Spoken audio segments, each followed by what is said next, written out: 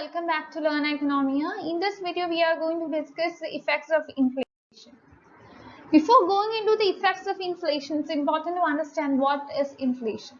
Inflation is an economic term which describes a sustained increase in prices of goods and services in a given time period.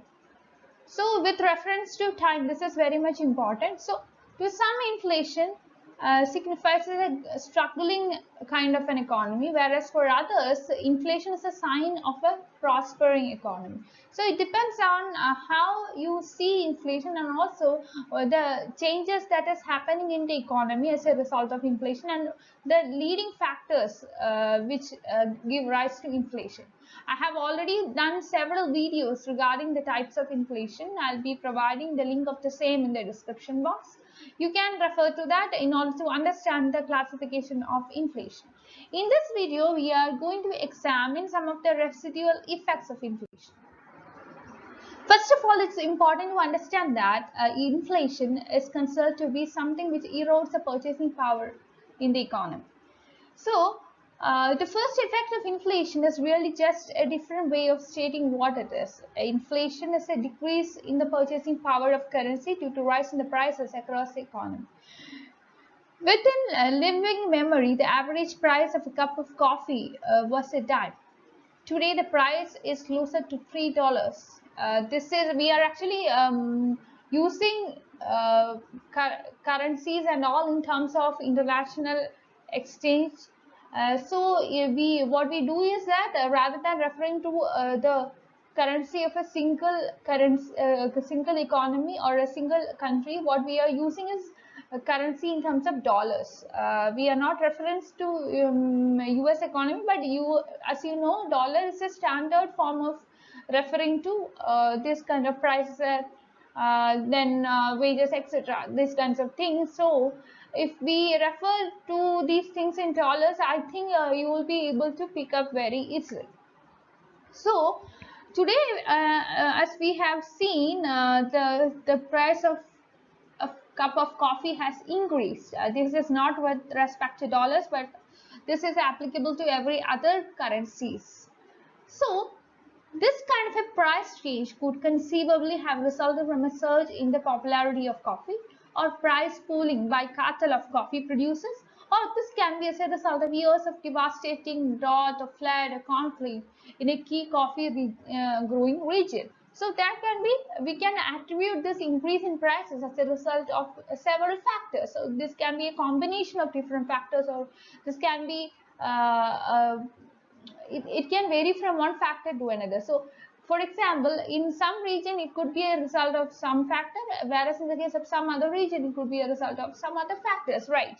So, and also there can be possibilities of combination of different factors coming together which lead to the increase in the price of coffee.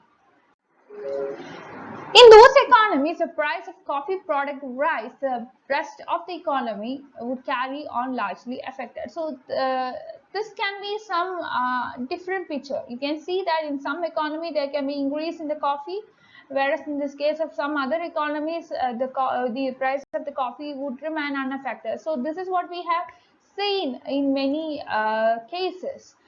So this example would not qualify as inflation, since only the most caffeine addicted consumers would experience significant depreciation in their overall purchasing power. So it depends upon the behavior of consumer as well, whether the consumer is very much addicted to coffee or very much inclined to coffee, or the consumer is not that much inclined to coffee, or consumer doesn't like coffee. All these factors come into play which we have to, when we have to discuss the increase in the price of the coffee. It's very important to understand that inflation requires prices to rise across a basket of goods and services, such as the one that comprises the most common measure of price change. So this is what we refer to as a consumer price index, right? When the price of goods and the goods that are non-discretionary and impossible to substitute, for example, food and fuel, this is very much imperfect to substitute for each other. So when these rise, they can affect inflation all by themselves. For this reason, economists often outstrip out food and fuel to look at core inflation, a less volatile measure of price changes. So we have separately food inflation and fuel inflation, right? But and also we have core inflation as well. So let's look into the second point of the effect of inflation in our economy. It encourages spending and also investing. A predictable response to decline purchasing power is to buy now rather than later, because you are expecting that if you postpone your consumption for future, that will pay you more, because you have to incur a lot of expenditure if you plan your purchase for tomorrow rather than planning your purchase for today. Cash will only lose value, so it's better to get your shopping out of the way and stock up on things that probably won't lose value. For consumers, this means that filling up gas tanks, stuffing the freezer, buying shoes in the next size for the kids, and so on. So you are expecting that if you make your purchase tomorrow, that will cost you more. So in order to avoid that kind of loss, what you're doing is you are making as much as possible purchases today rather than postponing it for tomorrow. In the case of businesses, it means making capital investment that under different circumstances, this might be put off until later. So if there is some kind of inflation in the economy, that will definitely affect the consumers, the producers, and all the segments in the economy. So that is what you can understand. Many investors would buy gold and other precious metals when inflation takes hold, but these assets' volatility can cancel out the benefits of their insulation from price rises, especially in the short term. Over the long term, equities have been among the best hedges against inflation. If you look into the cases of Apple, Yahoo Finance, etc., you would see how the prices, how their stocks have responded, how their shares have responded as a result of inflation in the economy.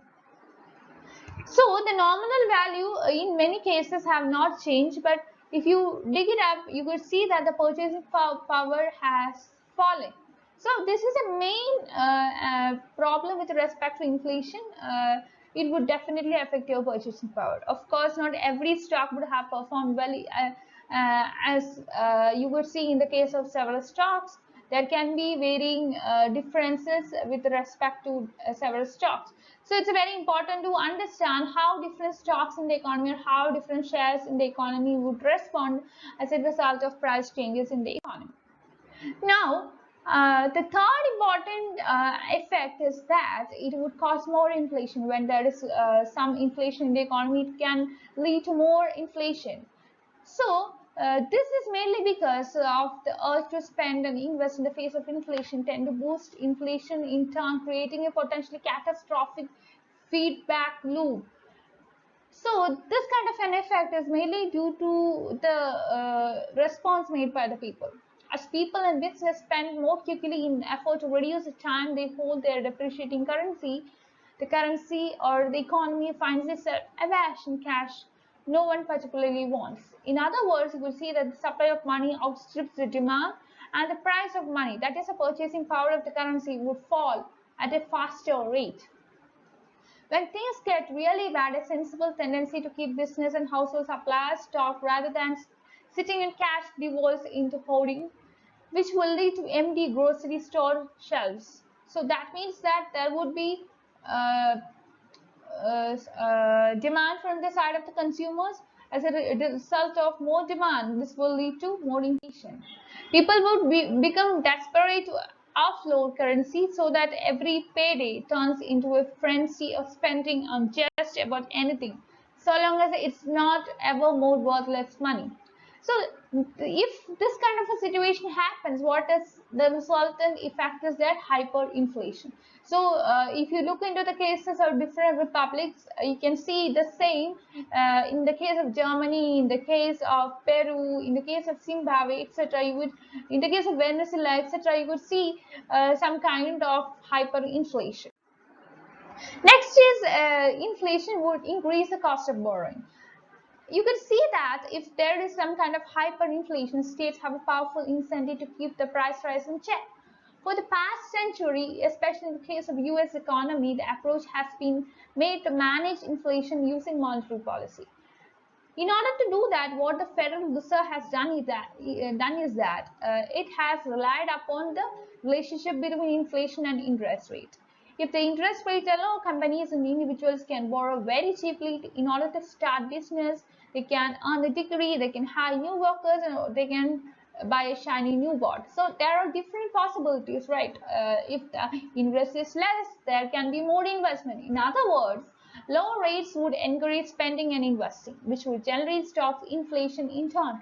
By rising interest rates, central banks can put a kind of obstacle towards the rise in inflation. So this kind of an effort was taken by the Fed, and suddenly the monthly payments on the bond, that corporate bond issues, all these things came to be very high.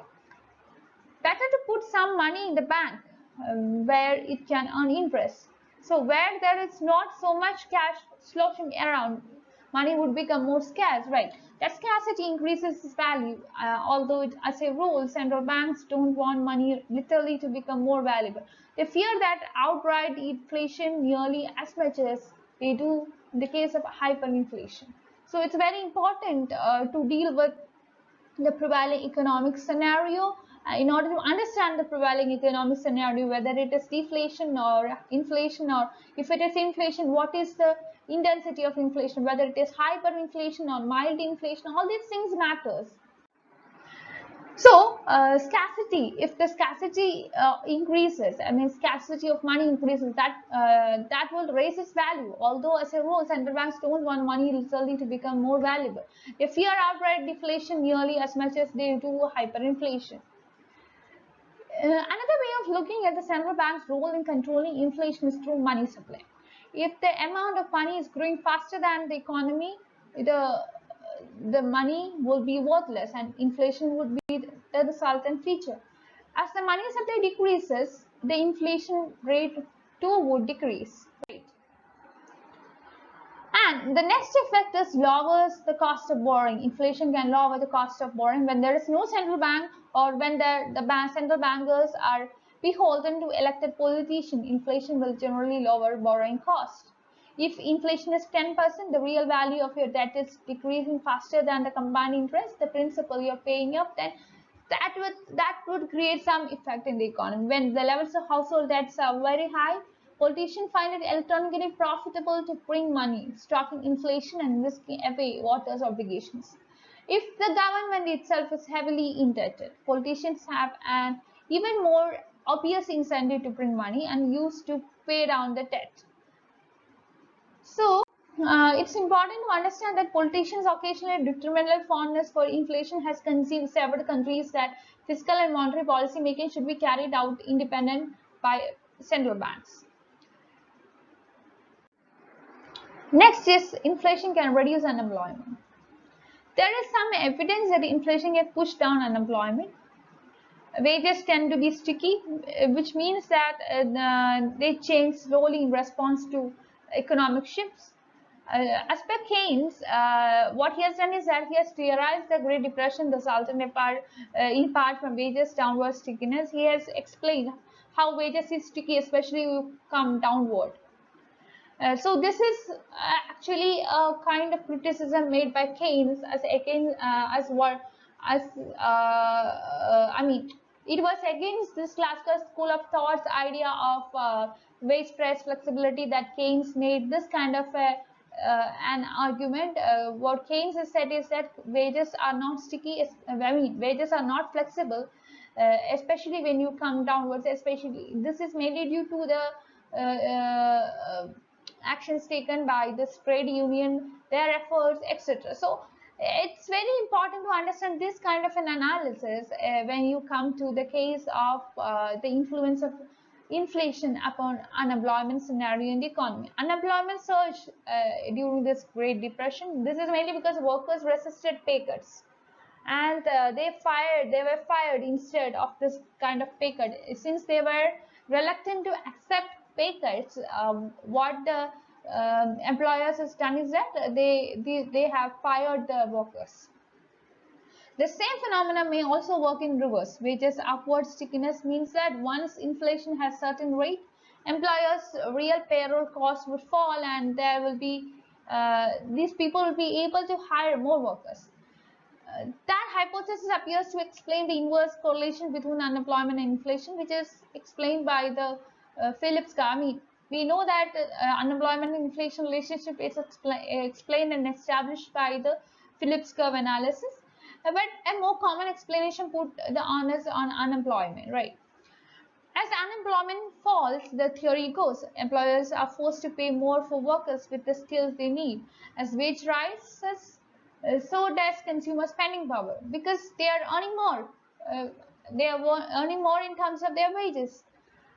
And this will lead the economy to heat up and spur inflation, which is known as the cost push inflation.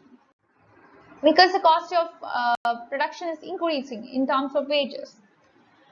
Now, we can see that the inflation can increase growth unless there is an attentive central bank on hand to push up interest rate. Inflation discourages saving since the purchasing power of deposit erodes over time.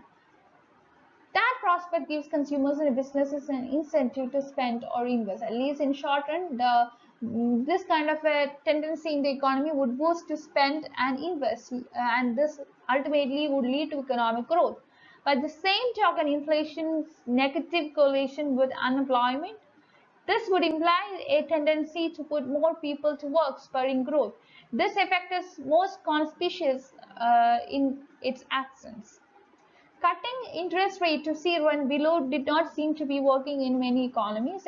Especially, you will see that in 2016, the central banks across the developed world found themselves vexingly unable to coax inflation or growth up to healthy levels. Liquidity traps causes disinflation, if not deflation. That is very important to understand. And in this environment, moderate inflation was seen as a desirable growth driver, and markets welcomed the increase in inflation expectations due to Donald Trump's election. That is what you could remember, because it's happened not that back, or not that long ago. In February 2018, however, markets sold off steeply due to worries that inflation would lead to a rapid increase in interest rate. Then it's important to understand that inflation would reduce employment growth, which is a counter argument, right? Economists have struggled to explain stagflation. When there is a mix of inflation and employment, inflation and unemployment, what you experience is stagflation. Early, you could see that Keynesians, they did not accept that it could happen, since it appeared to defy the inverse correlation between unemployment and inflation, which is described by Phillips curve.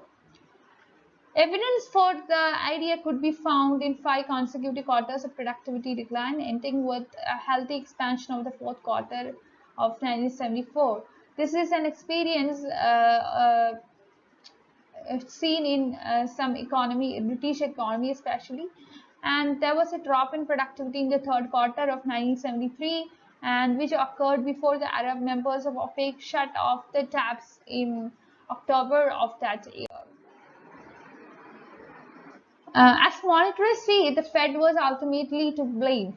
M2 money stock nearly doubled in the decade prior to 1970, nearly twice as fast as the gross domestic product, leading to what economists commonly describe as too much money chasing too few goods, or the demand pull inflation. So this is very much important to understand what is the leading factor of inflation, whether it is cost push inflation or demand pull inflation. So whatever is a cause should be identified. You have to understand the cause leading to the inflation first, then only you can find some ways to curb inflation. When you come to the case of the supply side economists who emerged in the 1970s as a fall to Keynesian hegemony, they have won the argument at the polls when Reagan swept the popular vote and electoral college. They blame high taxes, burdensome regulation, and generous welfare state for the malice. Their policies, combined with aggressive monetary-inspired tightening by the Fed, put an end to the stagflation in the US economy. Now, it's important to see that inflation can weaken or strengthen the currency. It depends upon the kind of situation that we have in the economy. High inflation is usually associated with slumping exchange rate, though this is generally a case of the weaker currency leading to inflation, not other way around. Economies that import significant amount of goods and services, which is now is just about every economy, and they must pay for more if they are importing more in the scenario of inflation. If, for example, if country's X currency falls by 10% against country's Y, the latter doesn't have to raise the price of the product it exports to country X for them to cost country X 10% more. The weaker exchange rate alone has the effect. Multiplied cost increases across enough trading partners selling enough products, and the result is economy-wide inflation in country X. But once again, inflation can do one thing on the polar opposite depending upon the context. So that's what I told you, that it depends upon the scenario of the economy, what the response taken by the economy if you have inflation. When you strip away most of the global economy's moving parts, it seems perfectly reasonable that rising prices lead to a weaker currency. So that's all. I have given here some examples and all. You can read the examples. Uh, so this is a kind of a detailed video. I hope you will be understanding the effects of inflation if you watch this video, because we have given some proper examples as well. So if you go through the examples, all these things are real life examples, so you can connect with the international scenario. You will be able to understand it more clearly. So that's what my intention is. So with that, I welcome you to my Telegram group and Telegram channel. You can join the same in order to discuss your doubts. You have to get it clarified and all. And I also request you to like, share and subscribe to my channel for more videos. Thank you.